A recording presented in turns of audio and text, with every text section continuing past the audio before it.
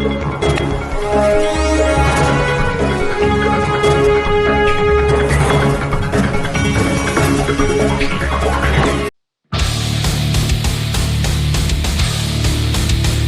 2024 sudah berakhir.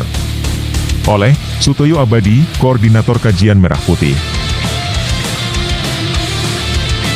Menurut Linda Likait, 2007, iklan politik adalah proses komunikasi di mana seorang sumber, biasanya kandidat dan/atau partai politik, membeli atau memanfaatkan kesempatan melalui media massa, guna mengeksposur pesan-pesan politik dengan sengaja untuk mempengaruhi sikap, kepercayaan dan perilaku politik khalayak.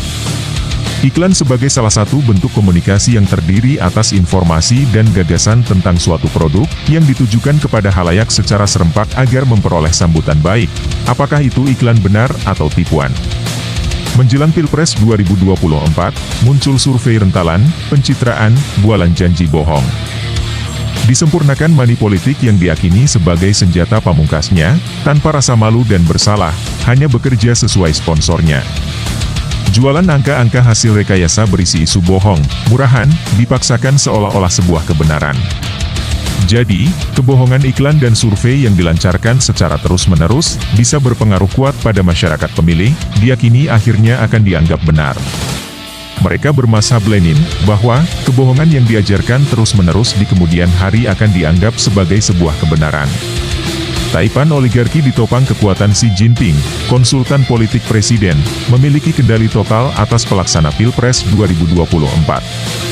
Tidak ada jaminan akan terlaksana Pilpres yang jujur dan adil.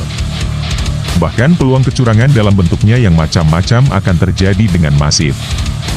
Bandar politik menguasai semua proses ranah tata laksana politik kita dan Pilpres dengan kekuatan finansial yang sangat besar, untuk membeli semua perangkat pelaksana di semua lini. KPU dan MK sudah dalam kendali dan genggaman mereka, untuk kembali melahirkan presiden kelas boneka yang lebih parah sebagai kaki tangan mereka. Ini Pilpres bandar politik, bukan Pilpres rakyat. Rekayasa lanjut adalah permainan memanipulasi suara di KPU dan MK sebagai gawang terminal akhir penentu legalitas hukum, dalam kesiapan tinggi melaksanakan tugasnya, harus mengamankan capres bonekanya. Pilpres 2024 sesungguhnya saat ini sudah selesai. Siapa yang akan menjadi presiden boneka selanjutnya sudah bisa ditebak. Hanya akan dikuasai oleh kekuatan dan jaringan penjajah gaya baru. Pertanyaannya, apakah gambaran buruk pemilu serentak 2024 benar-benar akan terjadi? Jawabannya, ya, akan terjadi, kalau tidak ada perubahan ajaib secara total tentang perangkat instrumen undang-undang pemilu dan perangkat aturan pemilu lainnya.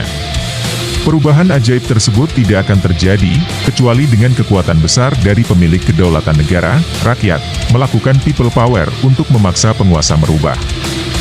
Kembalikan proses Pilpres yang jujur dan adil. Keadaan darurat akan terjadi, dan jalan keluarnya, bubarkan rezim. Bentuk pemerintahan darurat. Pemilihan presiden ditata ulang sesuai UUD 45. Maka, menjadi mutlak negara harus kembali ke UUD 45.